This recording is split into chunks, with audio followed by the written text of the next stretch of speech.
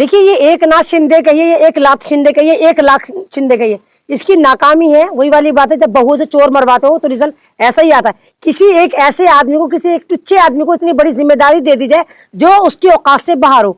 आप देखिए कि लॉ एंड ऑर्डर बिल्कुल जीरो कर दिया है महाराष्ट्र में।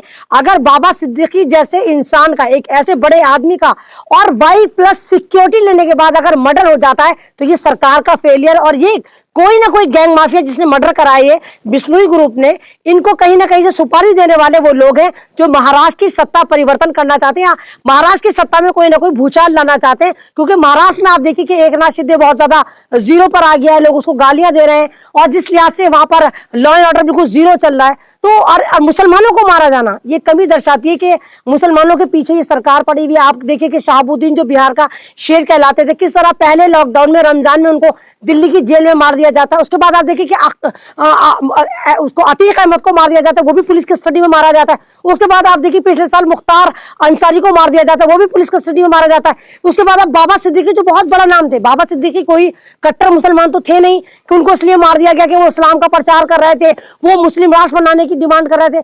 बाबा सिद्दीकी तो खुद एक सेकुलर मुसलमान थे और 47 साल से कांग्रेस में थे, और अभी फरवरी में उन्होंने एनसीपी पार्टी ज्वाइन करी थी। और उनके बेटे जीशान सिद्दीकी जो अभी भी हालिया में कांग्रेस पार्टी के विधायक हैं।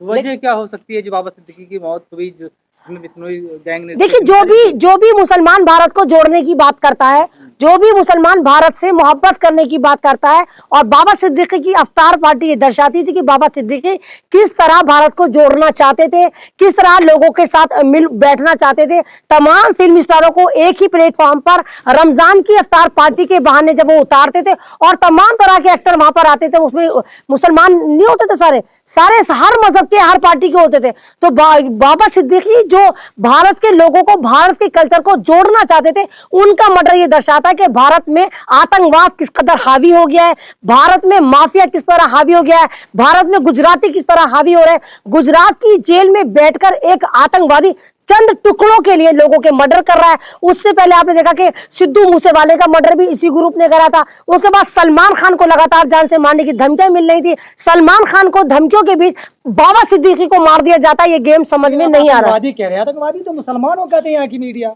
नहीं तो मुसलमानों को कहने से क्या मुसलमान हो गए? चांद पे थूक कर देखना, थूक तुम्हारे मुंह पर आता है नहीं आता, तुम्हारे थोबड़े पर वापस आएगा। तो मीडिया का कहने का क्या मतलब? मीडिया तो कुछ भी कह सकता है। आप ये देखिए कि जेल में रह के एक बंदा लगातार एक के बाद एक को मारे जा रहा है, और सरकार इसको कुछ नहीं कर रही। 3 चूसे हुए आमों को पकड़ लिया, झाड़ू की सीख से भी ज्यादा उनका वजन कम था। इनसे उनको कहा गया कि 2.5 लाख में बाबा सिद्दीकी का मर्डर कर दिया। ये बात हजम होने लायक है कि बाबा सिद्दीकी जो अवतार पार्टी में करोड़ों खर्च कर रहा है, उसको मारने के लिए मात्र 2.5 लाख में कोई मारकर चला जाएगा, वो भी 3 चमन चूरन मार के जाएंगे।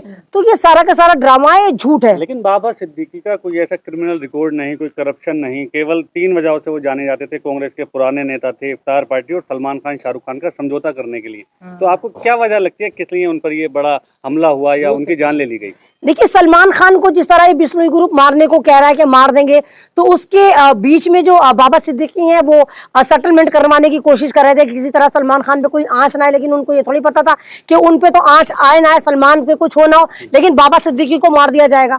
तो वो समझ में नहीं आ रहा कि क्यों, ये क्या वजह रही। और बाबा सिद्दीकी तो बाकी बहुत एक अलग टाइप के आदमी थे। उनका कोई नेताओं से कोई मतलब नहीं था, उनका भारत की पॉलिटिक्स से कोई ऐसा मसला नहीं था, कोई उनका कोई क्रिमिनल रिकॉर्ड नहीं था। बाबा नहीं दिया न कोई, उन्होंने ऐसा कोई बयान, भाई बयान तो वो देगा ना जो लोगों को तोड़ने की बात करे।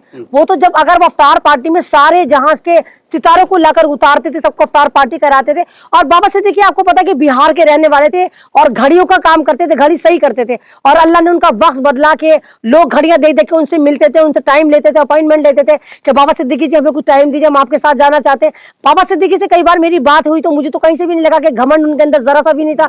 बहुत प्यार से, बहुत शफकत से बहन बहन करके बात करते थे, और यही कहते थे कि बहन मैं कांग्रेस में रहा, कांग्रेस में मेरा जो वजूद है वो इस तरह रहा जैसे खुशबूदार मसाले नहीं होते कि कौरमों में से खुशबू आती है, इसी तरह तुम्हारे भाई का जो वजूद रहा वो कांग्रेस पार्टी में ऐसा रहा कि जब तक मैं कांग्रेस में रहा तो कांग्रेस बिल्कुल खुशबू की तरह महकती थी, और मेरी तरफ से से कांग्रेस को ना शिकायत हुई, ना मुझे कांग्रेस से कोई शिकायत हुई। तो मुझे तो समझ ही नहीं आ रहा कि बाबा सिद्दीकी को कोई कैसे मरवा सकता है, क्यों उनका कत्ल करवाया गया। क्या असदुद्दीन ओवैसी, आजम खान को अब डरना चाहिए, क्योंकि बड़े बड़े लीडर जो देखिए वो तो आजम खान, तो आजम खान के बारे में तो हम 3 साल से कह रहे हैं कि अगला नंबर आजम खान का हो सकता है, उनके बेटों का हो सकता है, क्या नाम है, एक तरह से ओवैसी साहब का भी हो सकता है, उन पे भी। लेकिन देखिए अल्लाह पर यकीन है, हमें हमारी जिस तरह मौत होगी हमारी उसी तरह मौत होगी। लेकिन इन लोगों की जो नजरें हैं, इनकी जो गिद्धों की नजरें, वो इन लोगों पर है। ये मुस्लिम क़यादत को, मुस्लिम नेताओं को, मुस्लिम बड़े बड़े नामों को, इवन मुस्लिम एक्टर तक के ऊपर इनके हैं। भाई शाहरुख खान, सलमान खान एक एक्टर है, वो देश की धरोहर है। अब उनको मारने के लिए अगर लोग सुपारी ले रहे हैं तो क्यों ले रहे हैं? क्यों? क्योंकि वो एक्टर है और इनके होते हुए दूसरे जो लोग हैं वो अपने एक्टिंग का जलवा नहीं बखेर पाते हैं। लेकिन कहा जा रहा है कि सलमान खान की दोस्ती एक बड़ी वजह बनी इस हत्याकांड की, कि वो उनके करीबी थे, इसलिए लॉरेंस बिश्नोई उनका दुश्मन बना बैठा है सलमान खान ग्रुप का, इसलिए इन्हें निपटाया गया है। नहीं, वो तो मैंने कहा ना, तो लोग वजह तलाशेंगे, लेकिन वजह तो ये भी तलाशनी चाहिए ना कि हमारे हिंदुस्तान की पुलिस जो सालों साल मुजरिम को नहीं पकड़ पाती, वो 1-1.5 घंटे के अंदर मुजरिम को पकड़ लेती है। तो ये सारा कोऑर्डिनेट था, पहले से पता था कि बाबा सिद्दीकी के अलावा सबको पता था, ज़ीशान सिद्दीकी के अलावा सबको पता था, उनकी फैमिली के अलावा, भारतवासियों के अलावा सबको पता था कि बाबा सिद्दीकी को किस वक्त कहां पर मारा जाएगा, कितने राउंड फायर होंगे, कितने लोग उनको मारेंगे। और यही वजह है कि आधा 1 घंटे के अंदर पुलिस जो है वो मुजरिमों को पकड़ लेती कि हमने इनको पकड़ा, बड़े गरीब है। यही सारी हर दफा स्टोरी यही होती है। अतीक अहमद की दफा भी यही स्टोरी थी। तो हर दफा इनकी स्टोरी एक जैसी होती है और ये घटिया स्क्रिप्ट है, क्योंकि बाबा सिद्दीकी को मात्र 2.5 लाख के लिए कोई मार ही नहीं सकता। लेकिन उन्हें Y+ सिक्योरिटी मिली हुई थी, खुलेआम मारा गया और एक जेल से साजिश रची गई, जबकि खुले में जो हुक्मरान बैठे उनसे अपना प्रदेश नहीं संभल रहा है। नहीं, आप एक बात देखिए, एक जेल में बैठा हुआ बंदा, जेल में किन लोगों को भेजा जाता है? मुजरिमों को भेजा जाता है। और वो आदमी गुजरात की जेल में बैठा हुआ आराम से बाहर मरवा रहा है, सुपारी किलर है, तो माफिया है। और जिस लिहाज से आप ये देखिए, बाबा सिद्दीकी को Y+ सिक्योरिटी दी गई थी, तो Y+ अभी कुछ दिन पहले उन्होंने कंप्लेन भी कराई थी बाबा सिद्दीकी ने कि कुछ लोग मुझे धमकियां दे रहे हैं। तो Y+ सिक्योरिटी का मतलब आप समझते हो कि क्या होता है? Y+ सिक्योरिटी हो या Z+ सिक्योरिटी हो, वो होती क्या है? सरकार की तरफ से दी जाती है और वो जनता के टैक्स पर दी जाती है। तो वो सारे क्या मुजरे करने चले गए थे?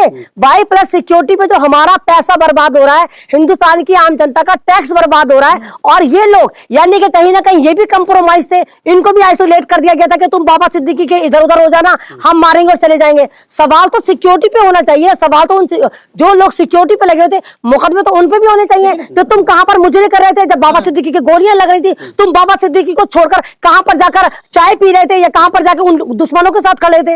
लेकिन कुछ लोग जो है जो सोशल मीडिया पर वो हत्या को जो है मुस्लिम और हिंदू एंगल से देख रहे हैं, क्योंकि कह रहे हैं देखिए जो भी नफरती चिंटू होते हैं ना, ये बीजेपी का IT सेल है, इसको आप इंसान मत मानिए। ये भारतीय जनता पार्टी का, ये विश्व हिंदू परिषद का, ये RSS का, इन नफरती चिंटू का, वो जो भारत में आतंकवाद की गतिविधियों में लिप्त तंजीमें, हिंदू तंजीमें और खुद को हिंदू कहते हैं, लेकिन उनका ना तो हिंदू से कोई लेना देना है, ना उनका इंसानियत से कोई लेना देना है, ना उनका भारत से कोई लेना देना है, ना उनके भारत के संविधान से कोई लेना देना है। ये कुछ चंद टुकड़ों पर भौंकने वाले, काटने वाले कुत्ते होते हैं जो जाकर सोशल मीडिया पर भौंकना शुरू कर देते हैं और एक साथ भौंकते हैं। तो उस भौंकने के लिए इनको पैसा दिया जाता है, क्योंकि अगर कोई भी इंसान मारा जाता है तो वो इंसानियत का कत्ल होता है। क्या बाबा सिद्दीकी आतंकवादी थे जो ये नफरती, ये सुअरों का झुंड जो खुश हो रहा है? क्या बाबा सिद्दीकी ने कोई संविधान के विरुद्ध काम करा था जो ये नफरती सुअरों का झुंड खुश हो रहा है? क्या बाबा सिद्दीकी जो थे वो भारत को मुस्लिम राष्ट्र बनाने की डिमांड कर रहे थे जो नफरती चिंटू खुश हो रहे हैं? लेकिन ऐसे लोगों पे उनको फायदा क्या होता है कि बाबा सिद्दीकी मरे तो वो खुश हो रहे हैं, फिलिस्तीन में कोई मुसलमान मरे तो वो खुश होते हैं? फायदा कुछ नहीं है, बस खुश होना है। ये नफरत एक बात बताओ, तुमने कभी किसी की शादियां देखी है? जब किसी की शादी होती है तो मोहल्ले के फकीरों के मजे आ जाते हैं, क्योंकि उनको पता कि उनको झूठन मिलेगी। तो जब कोई नेता मारा जाता है, जब कोई, तो इन लोगों को पैसे मिलते हैं, तो ये लोग खुश होना शुरू हो जाते हैं कि इनको टुकड़ा मिलना शुरू हो गया, इनको हराम का माल मिलना शुरू हो गया। तो इनको 2-2, 3-3 रुपए पर ट्यूट मिल जाते हैं, तो जाहिर सी बात है तो खुश होंगे ना। इनको पैसा दिया जाता है, सब ट्यूट करो, मुसलमानों के खिलाफ ट्यूट करो, इस्लाम के खिलाफ ट्यूट करो। तो ये वही है कि जैसे शादी में भिखारियों के मजे आते हैं, ऐसे ही जब कोई मुसलमान बड़ा नेता मरता है तो इन नफरतों के झुंड, इन सुअरों के लश्कर का मजा आ जाता है।